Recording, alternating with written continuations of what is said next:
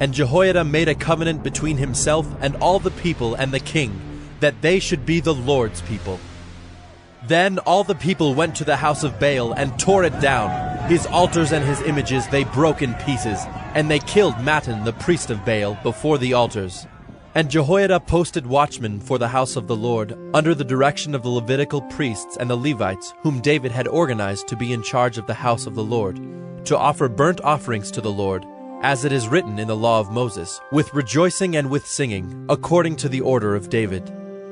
He stationed the gatekeepers at the gates of the house of the Lord, so that no one should enter who was in any way unclean.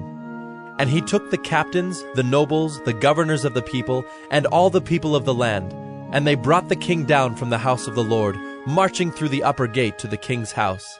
And they set the king on the royal throne. So all the people of the land rejoiced, and the city was quiet after Athaliah had been put to death with the sword. 2 Chronicles 24.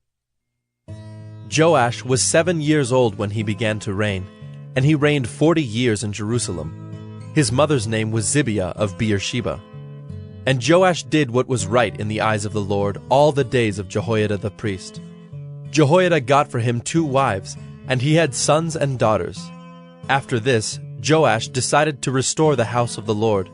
And he gathered the priests and the Levites, and said to them, Go out to the cities of Judah and gather from all Israel money to repair the house of your God from year to year, and see that you act quickly.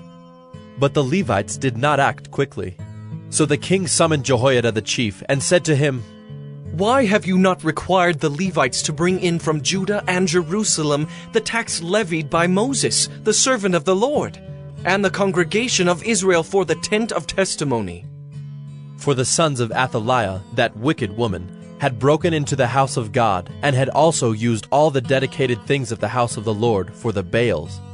So the king commanded, and they made a chest and set it outside the gate of the house of the Lord.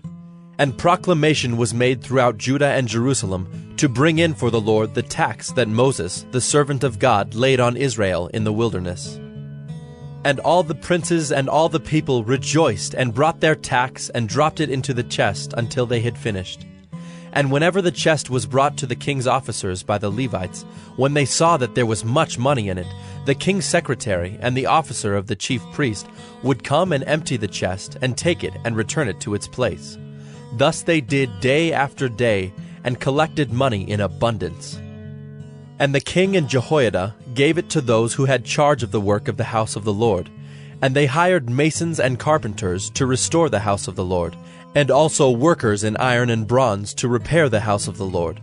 So those who were engaged in the work labored, and the repairing went forward in their hands, and they restored the house of God to its proper condition and strengthened it. And when they had finished, they brought the rest of the money before the king and Jehoiada, and with it were made utensils for the house of the Lord, both for the service and for the burnt offerings, and dishes for incense, and vessels of gold and silver. And they offered burnt offerings in the house of the Lord regularly all the days of Jehoiada. But Jehoiada grew old and full of days, and died. He was 130 years old at his death. And they buried him in the city of David among the kings, because he had done good in Israel and toward God and his house.